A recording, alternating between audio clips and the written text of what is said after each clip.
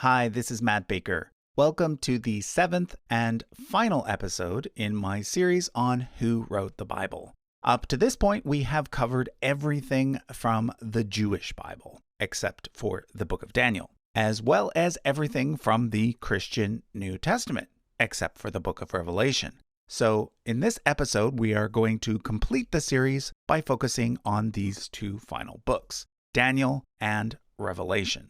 There are a couple of reasons why I decided to cover these two books together.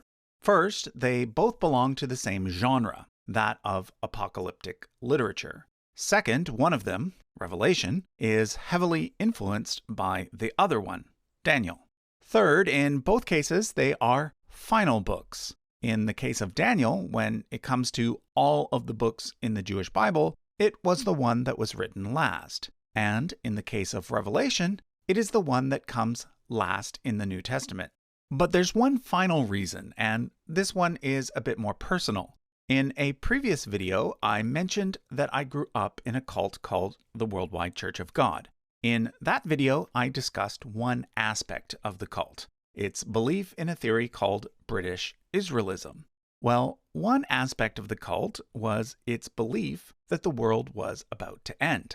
Because of this, the cult focused a lot on the books of Daniel and Revelation, based on the idea that these two books contained important end-time prophecies. So, Daniel and Revelation are kind of favorites of mine, and I'm looking forward to sharing with you how these two books can be understood from a historical point of view, instead of the more sensationalist doomsday view.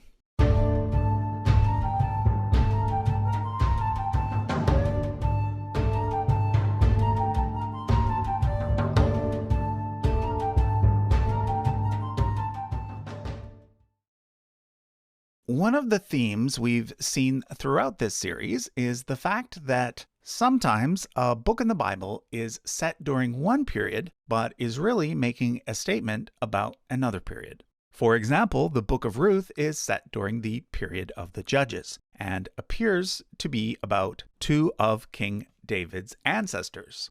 However, in reality, what it's really talking about is the issue of whether or not Jews should marry non-Jews, something that was a hot topic during the much later Persian period, which is when the book was actually written. This is something we frequently see happen in modern media as well. Take, for example, the 1970s TV show MASH. That show was set during the Korean War, but was obviously an allegory about the later Vietnam War. Well, Daniel is another one of these cases. Although the book is primarily set during the Babylonian period, what it's really talking about is the late Hellenistic period, which was when the Seleucid king, Antiochus IV, was persecuting the Jews. This is something I'd like you to keep in mind as we explore some of its content.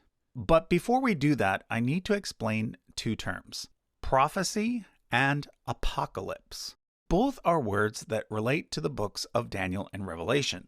When people hear the word prophecy, what they usually think of is a prediction about the future. But in ancient Judaism, that's not what prophecy meant.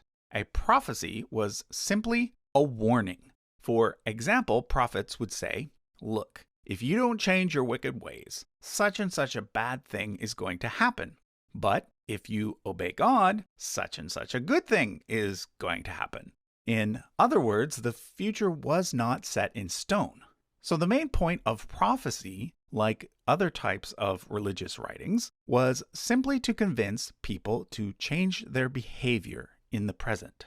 Likewise, when people hear the word apocalypse, they also tend to think about the future, usually an awful future event in which the entire world comes to an end. However, the Greek word apokalypsis simply meant an uncovering of something hidden. So again, apocalyptic literature was more about the present whenever it was written than it was about the future. You see, here's what happened. Initially, the Jewish prophets were like, "See all this bad stuff happening? Well, that's because you sinned. If you shape up, though, things will get better." But unfortunately, things never did get better. The Jews continued to be ruled by foreign powers. First the Babylonians, then the Persians, then the Ptolemies, then the Seleucids. So the prophets decided to take a different tack. What they now said was, see all this bad stuff happening? That's because on another level, there's a hidden war between good and evil that's happening. But don't worry, hold on tight, because good will eventually win. So apocalyptic literature was an attempt to uncover and reveal a hidden world. It was an attempt to encourage people and to let them know that God was somehow still in control, even when it seemed that he was not.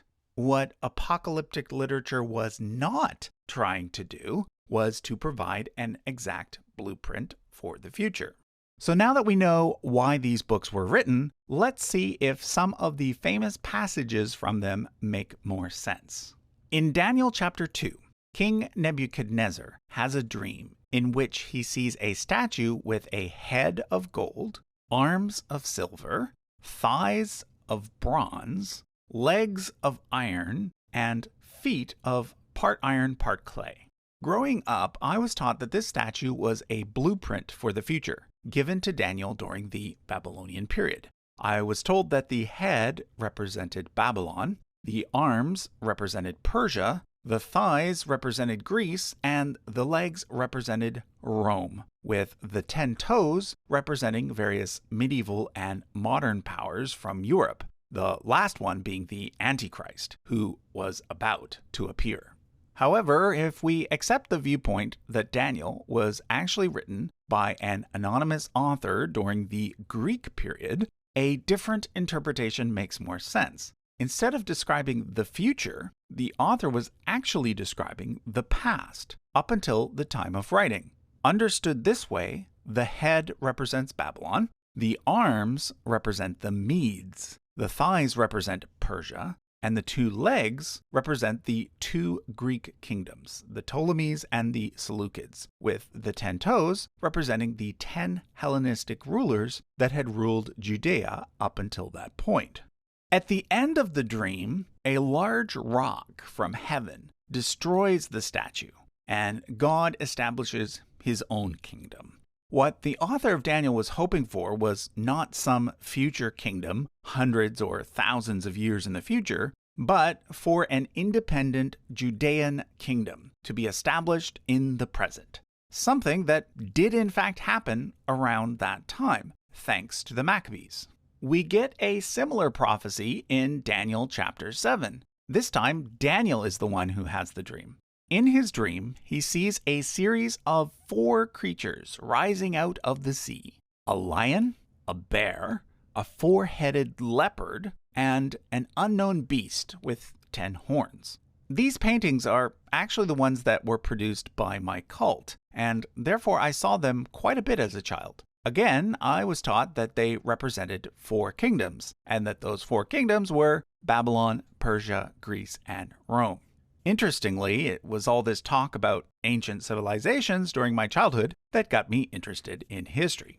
Anyway, in the dream, Daniel goes on to see a little horn appear on the 4th beast that has eyes like a man and a mouth that speaks arrogantly. You can see this strange little horn quite clearly in this medieval depiction of the 4th beast. According to my cult, it represented the future Antichrist, who, again, was about to appear any day now. But as you might have guessed, there is another way to understand the dream, one that is based on history as opposed to future predictions. Like with the statue, it's more likely that the 4 beasts were originally meant to represent the Babylonians, the Medes, the Persians, and the Greeks. The Romans weren't depicted because the Roman Empire simply didn't exist yet. As for the little horn, it was almost certainly a reference to Antiochus IV, the Seleucid king who was ruling when the book of Daniel was being written. Finally, I want to address Daniel chapter 9, which is one of the most argued about chapters in the entire Bible.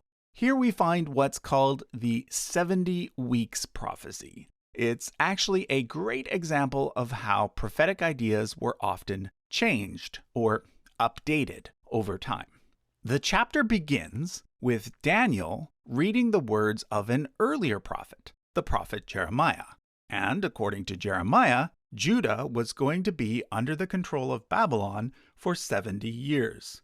Now, from the perspective of whoever wrote Daniel, those 70 years never really came to an end, because although the Jews were able to return to their land, they remained under the control of foreign powers. First it was Babylon, then Persia, then the Ptolemies, then the Seleucids. So what the author of Daniel decided to do was to put a new spin on Jeremiah's words. Instead of 70 years, it was going to be 70 weeks of years, meaning 70 times 7, or 490. But according to the next few verses, those 490 years would be divided into 3 parts. First, there's a period of 7 weeks. 7 times 7 equals 49. Then there's a period of 62 weeks. 62 times 7 equals 434. Finally, there's one remaining week, which equals 7 years. And according to the book of Daniel, something major was going to happen halfway through that last week. In other words, after 3.5 years. Now, according to most Christians, the 70 weeks prophecy is about Jesus. The most commonly used argument is that the 49 years represents the time between 457 BCE and 408 BCE, which, according to some timelines, is when Ezra was given the go-ahead to rebuild the temple. The 434 years then represents the time between 408 BCE and 26 CE. 26 CE being the approximate date for when Jesus began his ministry. Finally, in the spring of 30 CE, which would have been 3.5 years after Jesus started his ministry, Jesus was killed. Thus, according to Christians, the big event prophesied in Daniel chapter 9 was the death and resurrection of Jesus. Now, I'm not going to flat out say that this interpretation is wrong. If you're a Christian, I understand that seeing certain things in the Jewish Bible as pointing toward Jesus is an important part of your faith.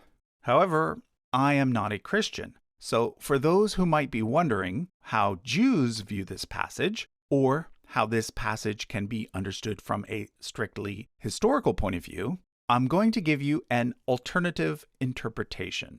And again, it all hinges on the realization that the book of Daniel was written in the late Hellenistic period, just prior to the Maccabean revolt, and that the author was building upon an earlier prophecy, the one made by Jeremiah. So let's start there. In Jeremiah 25, verse 1, it says, "The word which came to Jeremiah concerning all the people of Judah, in the 4th year of King Jehoiakim, son of Josiah of Judah, which was the 1st year of King Nebuchadnezzar of Babylon." He then goes on to give a bunch of details, the most important of which is given in verse 11. "This whole land shall be a desolate ruin, and those nations shall serve the king of Babylon 70 years. So this is great because Jeremiah's prophecy begins with some very clear reference points. He says he's speaking in the 4th year of Jehoiakim's reign, which was the 1st year of Nebuchadnezzar's reign, which we know was 605 BCE.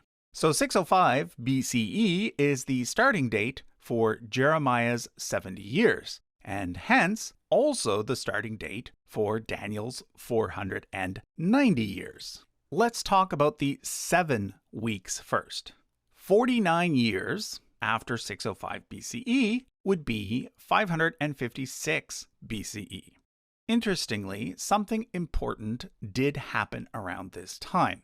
You see, Nebuchadnezzar died in 562 and was succeeded by his son Amel-Marduk. At some point during Amel-Marduk's reign, he released Jehoiakim from prison. Jehoiakim called the Anointed One in Daniel, was the last independent king of Judah. Jehoiakim's descendants would go on to serve as exilarchs of the Jewish people.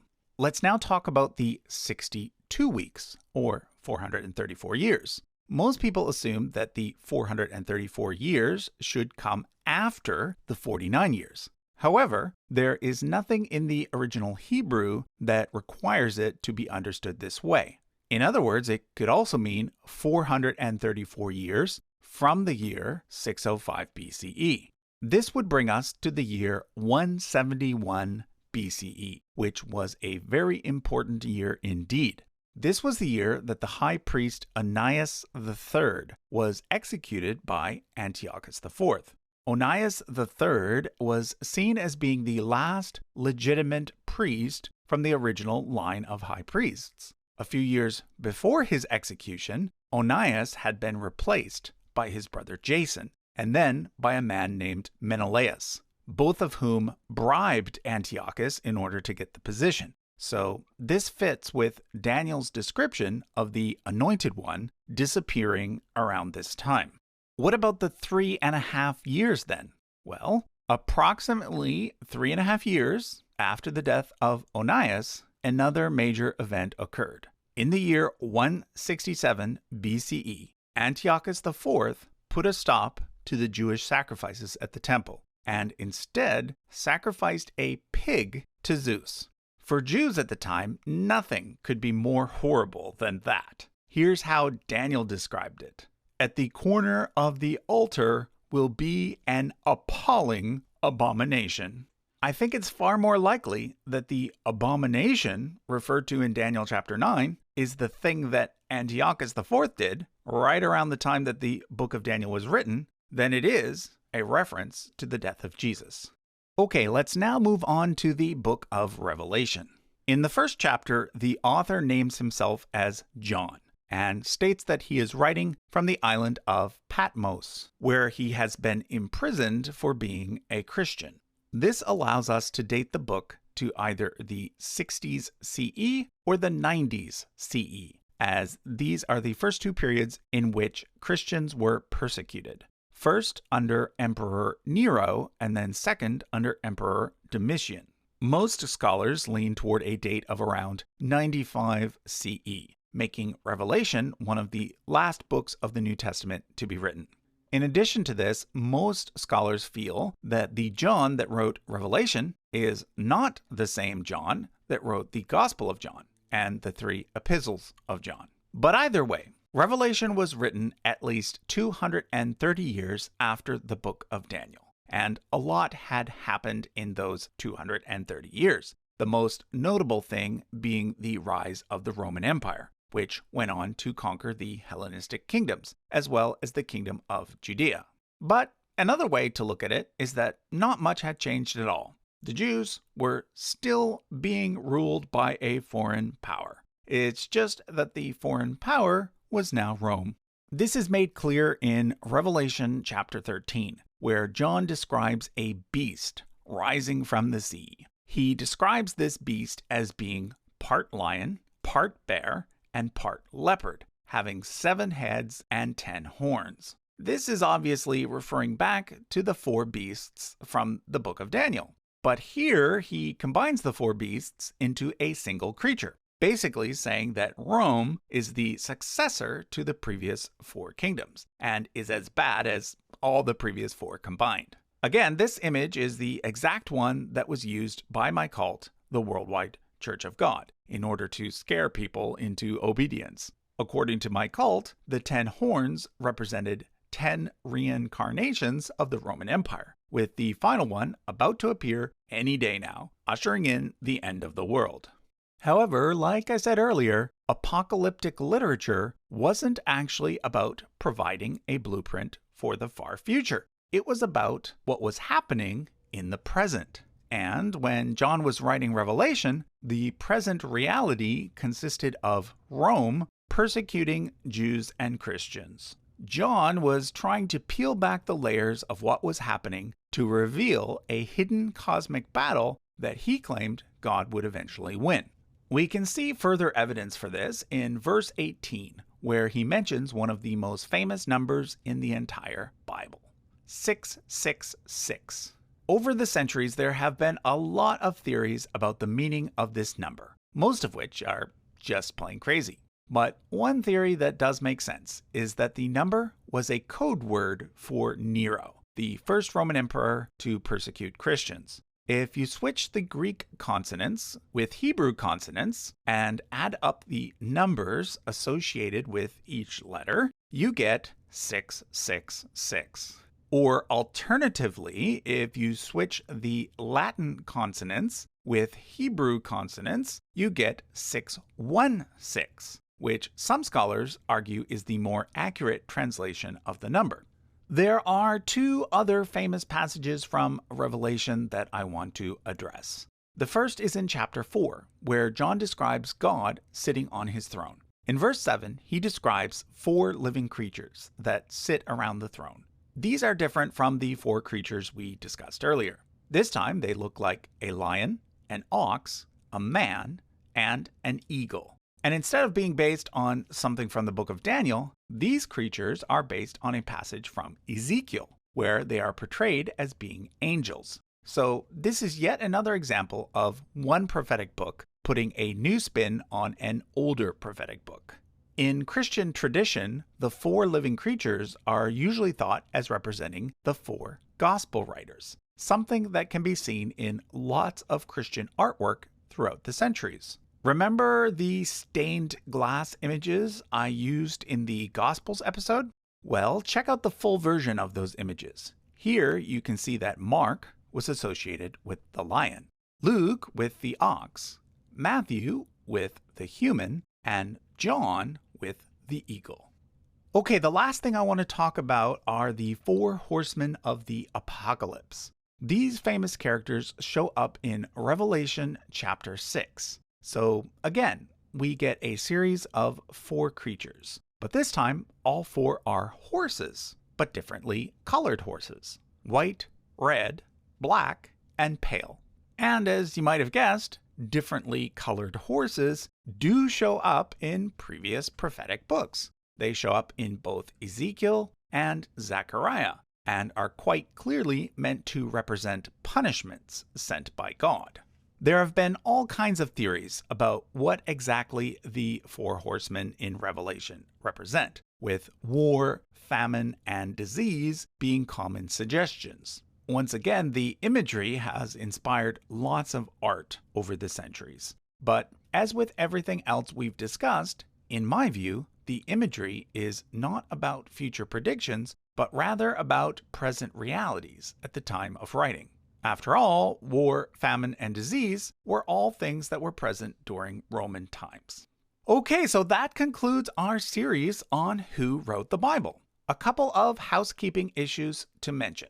First of all, the charts I used throughout this series are not going to be available in a poster format. So instead, I'm going to make the main timeline available as a free image. You can find a link to that in the description.